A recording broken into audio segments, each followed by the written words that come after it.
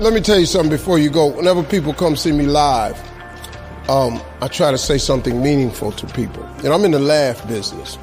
That's my gift. That's what God gave me at birth. Your gift is the thing that you do the absolute best with the least amount of effort. I want to tell you something that can help enrich your life.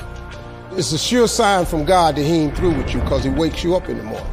When he's done, you won't wake up no more. But as long as you're waking up, that means he has something for you that he hasn't been able to give to you for whatever the reason. I'm going to help you get to that reason a little bit quicker. I want to tell you something that I learned that changed my life. I was reading a book one time that had a quote in there from Albert Einstein. And Albert Einstein said, "Imagination is everything. It's the preview to life's coming attractions." If you think about that, that's a really, really true statement. Because everything you see in this world came from somebody's imagination. Everything. Somebody was talking on the phone one day, on that wall phone, connected to the cord, and tried to walk, and it didn't go no further. And he wanted to just go outside and get something out the car. Somebody said, "You know what? I wish I could take this phone outside." Everybody in here got a cell phone. It was in somebody's imagination. Somebody imagined that. Somebody imagined everything. Somebody got tired of walking. Somebody got tired of driving cars.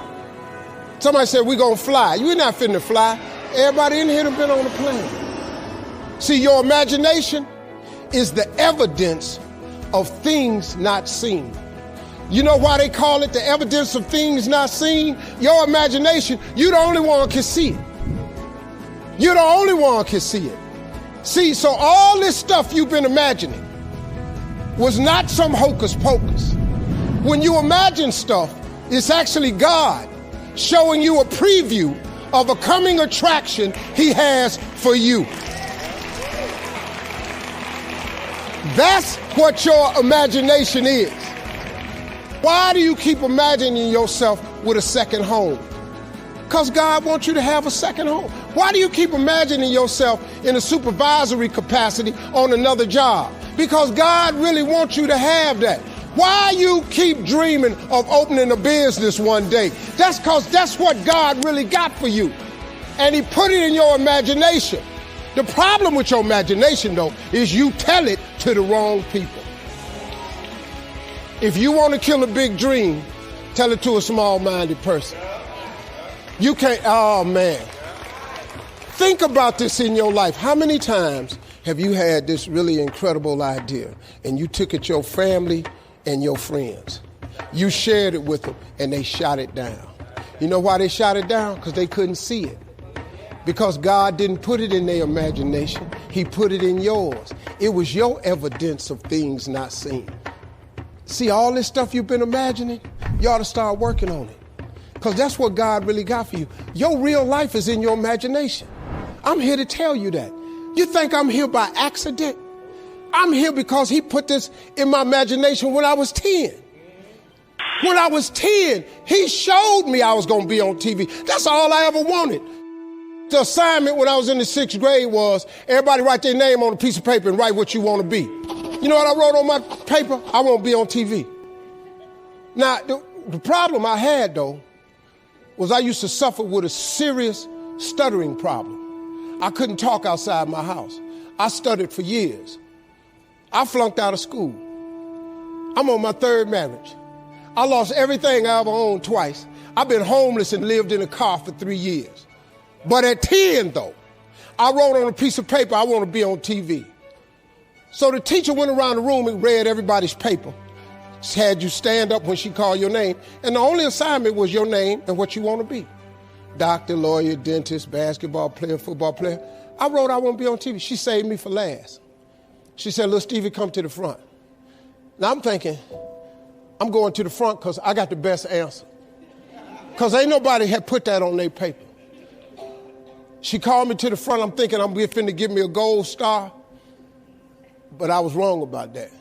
She called me to the front to humiliate me. First of all, you know I can't talk. I suffered with stuttering stammer so bad, man. I couldn't talk at all. And that lady lit in on me. Why did you write this on your paper? Now I'm standing there, I can't talk. Who in this school ever been on TV? Who in your family ever been on TV? Who in this neighborhood ever been on TV? I'm crushing, man. I'm standing there dying. She said, look at you standing there. You can't even talk. How they gonna put somebody like you on TV? So every Christmas, I send her a flat screen TV. Because I don't want her to miss me. I do not want her to miss not now episode of me.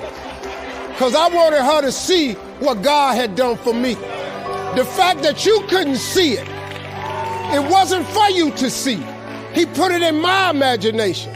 But after 3 years of homelessness, losing everything I ever owned twice, suffering through flunking out of school, go home and cut your TV on.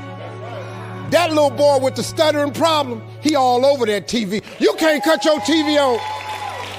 You can't cut your TV on not now day of the week and you don't see that little boy.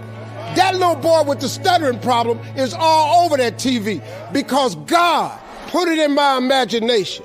All I did was hang on to that thought. I just kept hoping. I just kept hoping that what I had wrote on the paper would come true. A lot of times it wasn't about no faith. I didn't believe it sometimes. When you homeless and living in the car, how you see yourself as a TV star? But I just kept hanging on there. Because my mom was a Sunday school teacher. I kept hearing her say, God,